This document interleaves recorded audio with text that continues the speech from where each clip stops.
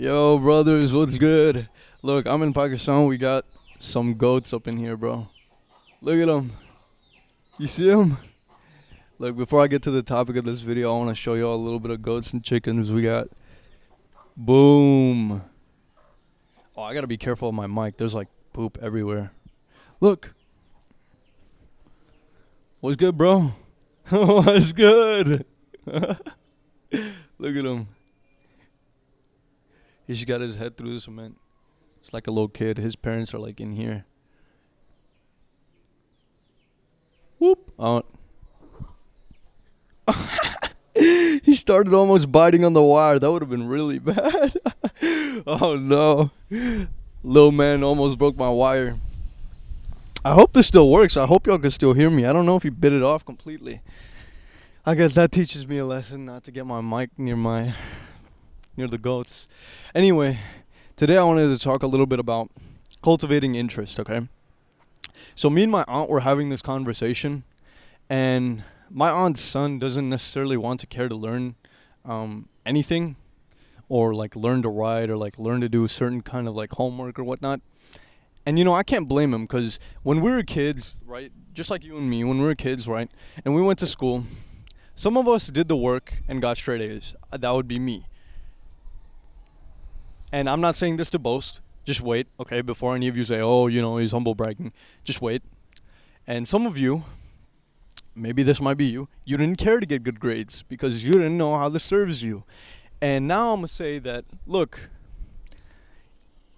even some of the smarter kids in school, bro, all they were really good at was taking information in and then regurgitating it on a test. That's what I was good at. And then I got way worse at it in college. Okay, that's I don't, for that reason, I don't really like the education system like all that well. But, and because of that system, I think it makes it very, very hard for a lot of us to learn the things that are very crucial for us to learn, especially at a younger age. Not that you can't learn it at an older age. Why? Why are they harder to learn? Because they get negatively associated with school or things that we don't want to do, right? Like school was something that not a lot of us enjoyed. So when we think of notes, we think of school. When we think of reading, when we think of writing, when we think of doing a lot of these things, we think of school. And what I realized was in order to why the reason why school isn't necessarily the best for this, and I'm not gonna knock it completely. It's because it's made for a lot of students, and it's hard to kind of teach them at an individual level and cultivate interests, cultivate their wow, I'm just not speaking English right now. It's hard to kind of teach them if you can't cater to what motivates them, I guess you could say. And that's what I was doing at the clinic I was working at when I worked with kids who had autism. When you first start working with a kid, whether you're an expert or you're not, when you're with a client, those kids, for them to learn something, they have to care. Like, why should I listen to you? Even though you're my teacher, like, they don't really know that, nor do they care. They're like, why should I listen to you? And so you give them a reason to listen. It's like, how do you do that? You play to their motivations. You play to their interests. And once I started to realize this, I finally started to realize why it is that I started to like reading and writing. For those of you who don't know my story, in middle school and high school, I was the kid, bro, who would pick up the same book and read it every year to write the summary on for our language arts class, right? And I didn't even read that book all the way, so it was kind of, I don't know, like that should tell you how much I didn't like reading. I didn't like reading. I didn't like writing. I was like, I would literally say, who would do this stuff? Who is dumb enough to read, bro? This is boring. Who's doing this? And now I'm out here reading every day. I might not write every day, but I write, and I enjoy doing these things. And it's like, well, how did I do that? How did I do that? How did I go from hating something to liking it? And I think it's because, back to what I was saying, I finally catered those things and related them to my interests / motivations. And some of those came from my curiosity as a kid of learning about learning about life and the whys of life. And my mom always used to say I was a pretty annoying kid, just asking about why this, why that, and then they'd just feed me answers.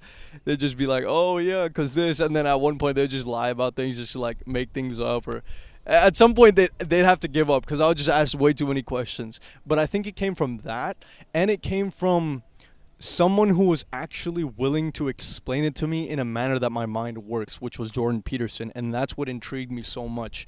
So to simplify that, right, it was, again, appealing to my interests and motivations. So if you find it hard to do something that is beneficial to you, right, and you can't do it, for some of you, you might not even think, you're in the pre-contemplative stage. You haven't even thought about what could be beneficial to you. Like, a lot of you, reading and writing is some of the most beneficial thing because it helps you learn how to speak, and it helps you learn. It gives you a great amount of influence. It gives you a great amount of, how would I say this, power. It makes you more dangerous, as Jordan Peterson says, because then you have the ability to influence, persuade people, and it's like the first weapon you have against anybody, really, is your words, right? So if you can do that really, really well, you could sway public opinion just like politicians do. So that's what I took heavy interest into.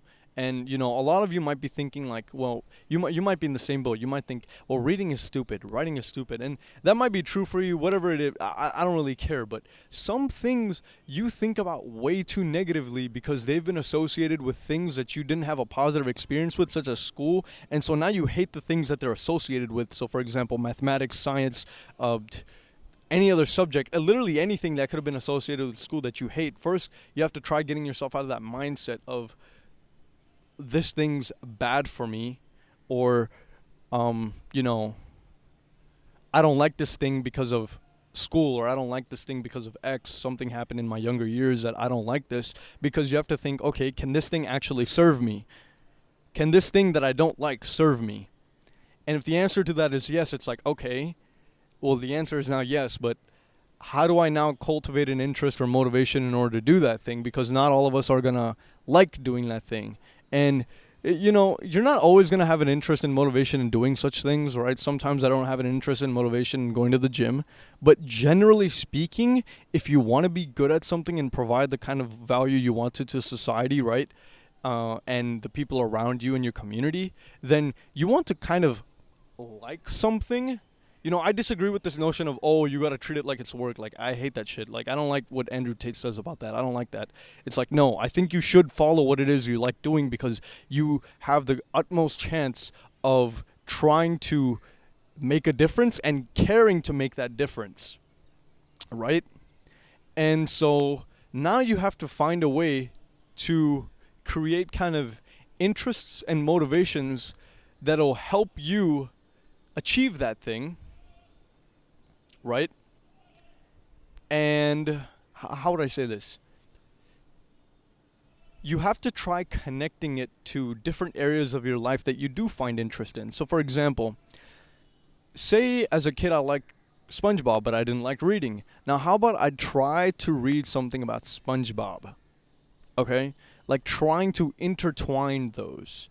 Now, it gets a little bit advanced when you grow up. Like, for example, I liked philosophy, and I liked the way that Jordan Peterson talked about certain things, so that's what kind of influenced me, and he influenced me to a whole nother realm of being able to do certain things.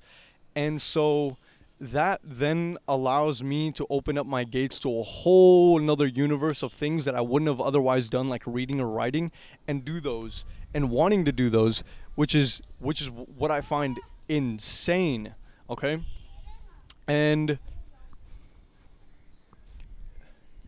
it's just so fascinating to me. So anything you take an interest in, even if it's something like gaming, like partly the reason I got into the gym was because, I looked at Genji's physique from Overwatch and I was like, I want that, bro.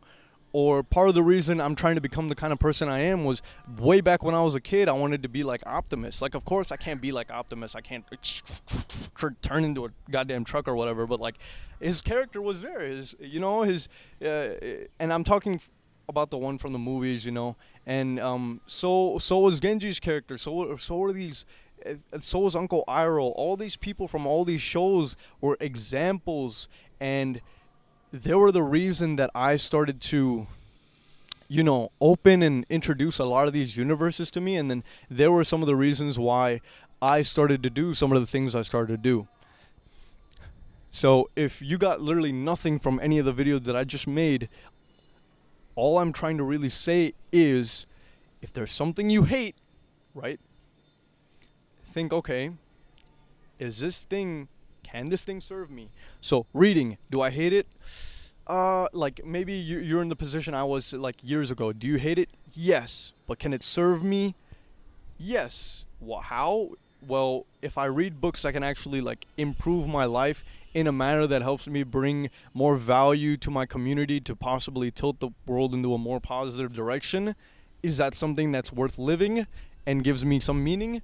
I would say so. And okay, so now that I know, I still don't like this thing. Even if I know I should be doing it, I still don't like this thing. Okay, so what's the way around that? It's like maybe a framework that could help again is relating that to some interests that you already have or know about. And like for me in the gym, it's like some of the music I listen to, the hard style, or a big part of the reason why I went into philosophy was like hard style. Looked at some of the statues. I looked at the Greek physique statues and I was like, whoa, dude, those are elegant. Those are cool. Those have some meaning behind them. And then that led me to stoicism. So did Jordan Peterson. Like all these interests that you wouldn't think have some sort of weird connection and alignment with each other somehow do have that. And then you just kind of look through and try to connect these dots as much as you possibly can. I don't care how much of a reach it is. It's like, oh, that thing can connect to this thing in this way, which is why it's cool. So that's how Jordan Peterson and like all these Stoics that I'm learning about have made reading into something cool for me, have made writing into something cool for me. Unlike these fucking losers that tell you at school, like who would pick up a book, aka younger me. So don't listen to people like this. Like you need to try learning. You need to try doing some of the things you don't particularly like doing. And it's first removing that limiting belief that you don't like doing it or things like that, right? Like, and that it won't serve you, because it will and it can. And if it doesn't, well, so be it. Like mathematics, it doesn't really serve the kind of purpose or the kind of value that I'm looking for, and someone who actually likes it will be more willing to do it than me. Does it mean it's useless? No. Does it mean that I can make the most out of it with what it is I'm doing? No. So I'm not going to put my time and energy into it. So it's just that simple.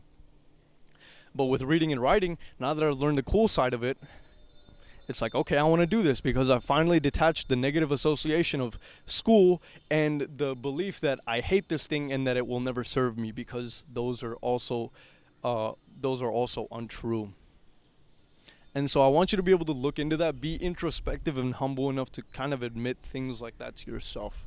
But yeah, that's pretty much all I got for y'all. Peace. Take it easy.